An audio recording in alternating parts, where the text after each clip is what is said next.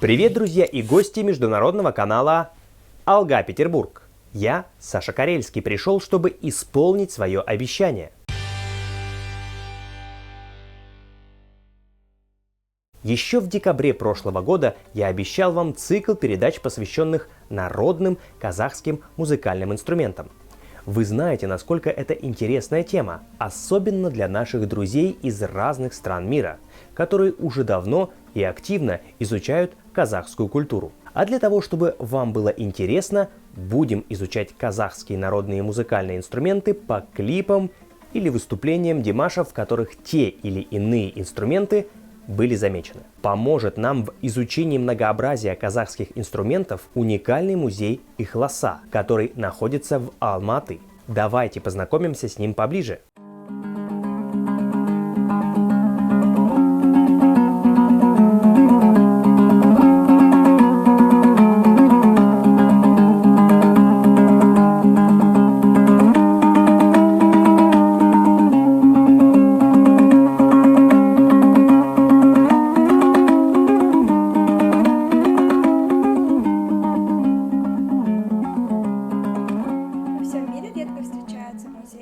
Посвящены только музыкальным инструментам. Поэтому Музей народных музыкальных инструментов имени Ихласа считается уникальным. Здание музея было построено в начале 20 века по проекту известного архитектора Андрея Зенкова и является одной из достопримечательностей города Алматы. На сегодняшний день в музее работает 9 залов, это 5 народных и 4 зарубежных. Музей посещают жители и гости из разных уголков мира и также является излюбленным местом для туристов. Туристы восхищают разнообразие, дизайн и звучание наших народных музыкальных инструментов. Помимо наших народных музыкальных инструментов, в музее хранятся инструменты 40 стран мира, что делает музей еще более привлекательным в глазах посетителей.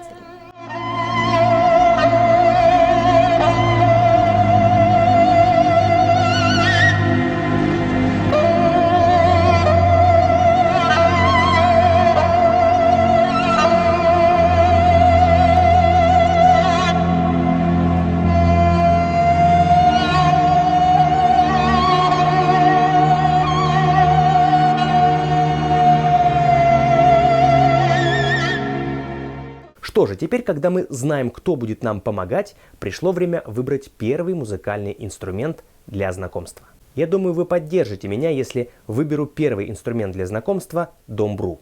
Душа казаха, честь казаха, сердце казаха – домбра. На всех своих сольных концертах, в какой бы стране они ни проходили, я хочу сделать своим верным спутником мою домбру, чтобы поведать о том, что пережил мой казахский народ, его историю. Настоящий казах не казах.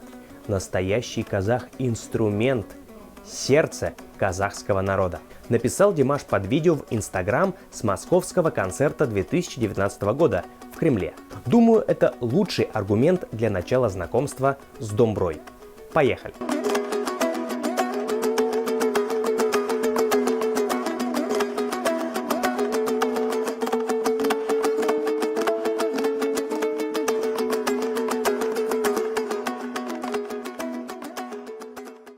Домбра – самый выдающийся казахский музыкальный инструмент и двухструнный щипковый инструмент.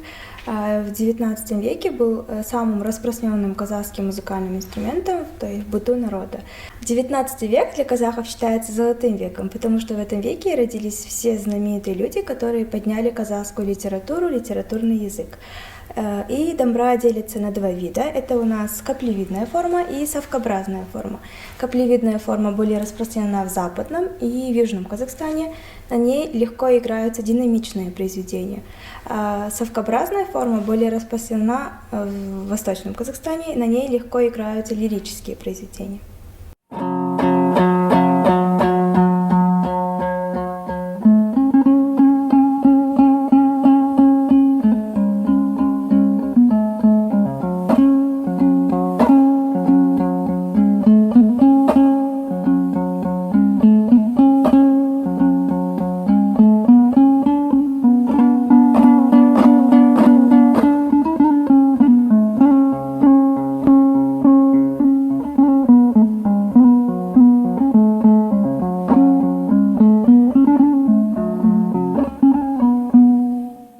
Казахскую домбру издавна делали из цельного дерева.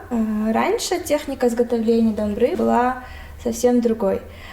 И струны двухструнные реже трехструнные была. Струны раньше делали из кишков, а сейчас делают из лески.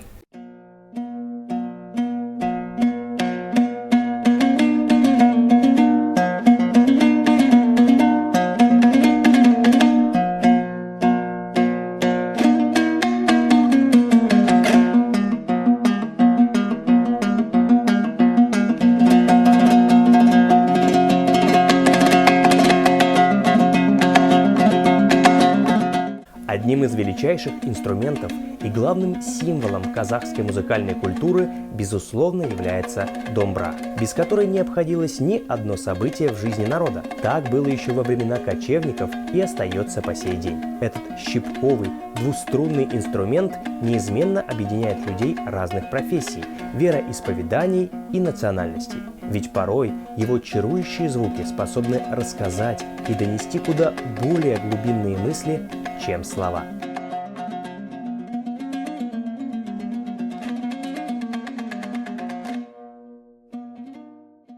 А в подтверждении тому хочу рассказать вам одну легенду, связанную с этим музыкальным инструментом. Однажды сын Чингисхана Джучи выбрался на охоту со своими приближенными в лес. Так увлекся он погоней за дикими куланами, что не заметил, как охрана его осталась далеко позади. В меткости не было ему равных, как и не было пощады бедным животным. Вожак стада Хромой Кулан не боялся ничего. Свое имя он получил после битвы с волком. Дабы защитить свою семью, разъяренный Кулан напал на охотника, сбросив его с лошади. От падения Джучи повредил шею и мгновенно умер. Несколько дней искали тело хана его приближенные. По обычаю, о смерти близкого следовало известить до 7-дневных поминок. Никто не смел рассказать Чингисхану о смерти его любимого сына. За то, что человек приносил плохую весть, по древнему обычаю полагалась смерть. И тогда мудрый Жирао, народный поэт, и храбрый Батыр Кетбуга смастерил домбру. Упал он на колени перед троном Чингисхана, не сказав ни слова, и начал играть печальную мелодию. Кюй. По звучанию музыки было все понятно. Домбра передала и топот скачущих коней, и тревогу куланов, и силу, и мудрость вожака Хромого Кулана. Особенно трагично запела она, когда Хромой Кулан напал на Джучи. Хан долго молчал, и никто не смел нарушать тишину. Наконец Чингисхан промолвил: «Ты принес мне тяжелую весть о гибели моего сына. Я все понял, слушая твою домбру. Ты достоин смерти за свою черную весть. Но так как ты сам не произнес ни слова, пусть будет наказана твоя домбра.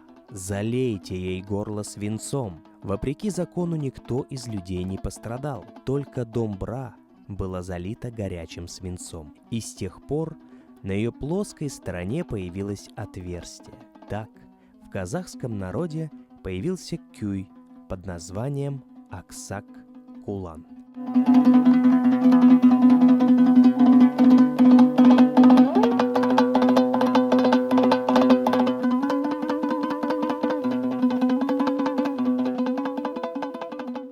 Домбра по праву является одним из 7 национальных сокровищ Казахстана. В 2010 году домбра занесена в Книгу рекордов Гиннесса после того, как в Китае 10 450 домбристов исполнили казахский кюй кенес. А с 2018 года 1 июля в Казахстане празднуют Национальный день домбры. Хотите продолжение нашей серии про народные музыкальные инструменты Казахстана? Тогда подписывайтесь, ставьте лайки этому видео и оцените его в комментариях.